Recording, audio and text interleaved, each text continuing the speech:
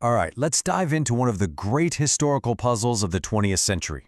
We're talking impossible odds, brutal tactics, and a victory that changed the world. This is the story of how the Bolsheviks won. So here's the big question, right? In early 1918, Lenin's new government is on the ropes. I mean, they're facing a massive civil war, they've got foreign armies invading, nationalist movements popping up everywhere. It really looked like they were done for. And yet, just 3 years later, they are the undisputed masters of Russia. How on earth did that happen? Let's start putting the pieces together. And this map just paints such a stark picture of how bad things were for them. The Bolsheviks, the Reds, they're holding this central chunk of Russia, but look, they're completely surrounded. You've got the anti-Bolshevik white armies coming from the south, the east, the northwest. You've got British, French, American, and Japanese troops landing on Russian soil. It honestly looked like the end was near. So where do we even begin to unravel this mystery?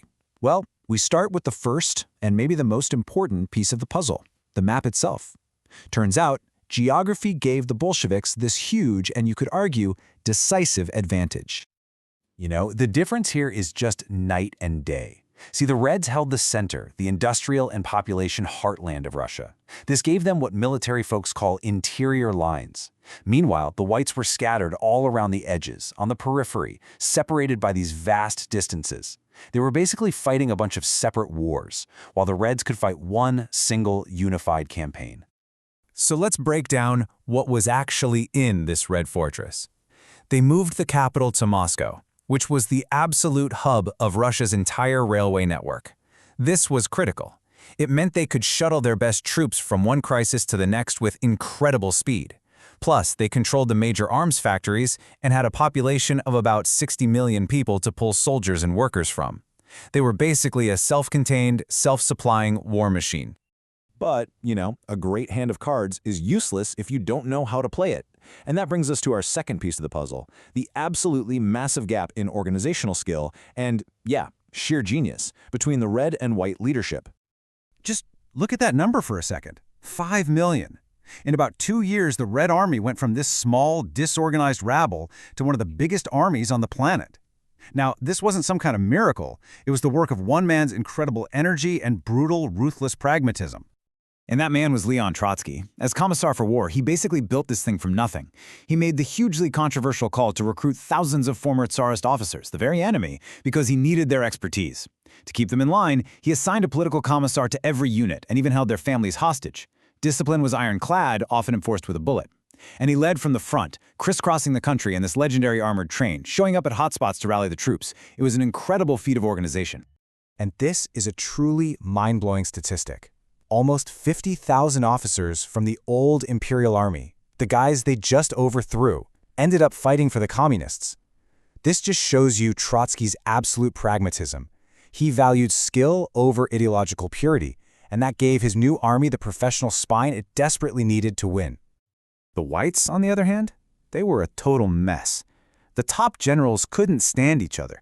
They were all rivals, not allies. They couldn't even agree on what kind of Russia they were fighting for if they won. So while Trotsky was building the single unified fighting machine, the white generals were just bickering and launching these clumsy, uncoordinated attacks that the Reds could just pick off one by one. All right, let's move to our third piece of the puzzle, because this war wasn't just fought with guns and cannons. It was a political war, a battle for the support of the people, especially the millions and millions of peasants who made up most of Russia's population. Okay, this is probably the most critical point. In 1917, the peasants had just gone and seized all the land from the nobles. The Bolsheviks, for all their brutality, made a very simple promise. You can keep the land. The Whites, on the other hand, made it pretty clear that if they won, they'd give the land back to its old aristocratic owners.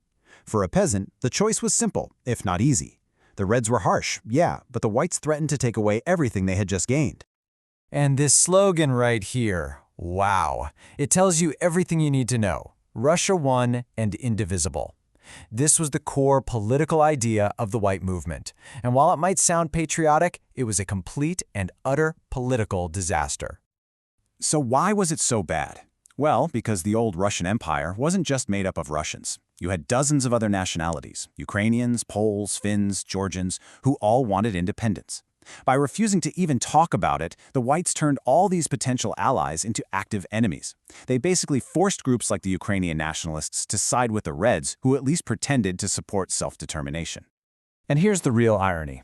The foreign powers, Britain, France, the US, who sent troops to help the whites, they actually ended up helping the Reds. The Bolsheviks were absolute masters of propaganda. They immediately spun the war not as a fight between Russians, but as a patriotic defense of Mother Russia against foreign invaders and their little white puppets. And that was a really powerful, unifying message. Okay, so we've looked at geography, we've looked at leadership, and we've looked at politics. Now it's time to put all the pieces together and see the final equation that led to the Red victory. We really can't complete this picture without acknowledging the sheer, absolute ruthlessness of the Bolsheviks. Policies like the Red Terror, we're talking mass executions, concentration camps, and war communism, which meant seizing grain from peasants at gunpoint. These things were horrific, but they were also brutally effective. They stamped out any opposition at home and kept the Red Army fed and supplied, showing a single-minded will to win that the whites just couldn't match. This table really sums it all up beautifully. For every single Red advantage, there was a matching white weakness. The Reds had the central heartland, the whites were fragmented on the edges. The Reds had unified, ruthless leadership, the whites were divided and fighting amongst themselves.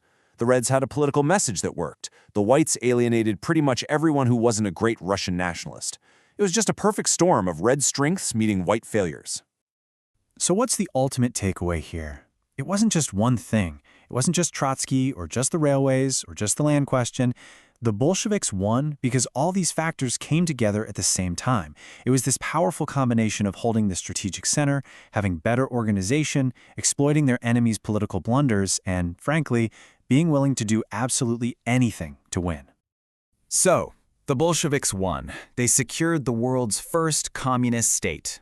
But that victory, built on terror and absolute power, set a terrifying precedent for the decades to come. And that leaves us with one final, heavy question to think about. What was the true cost of this victory, not just for the people of Russia, but for the entire course of the 20th century?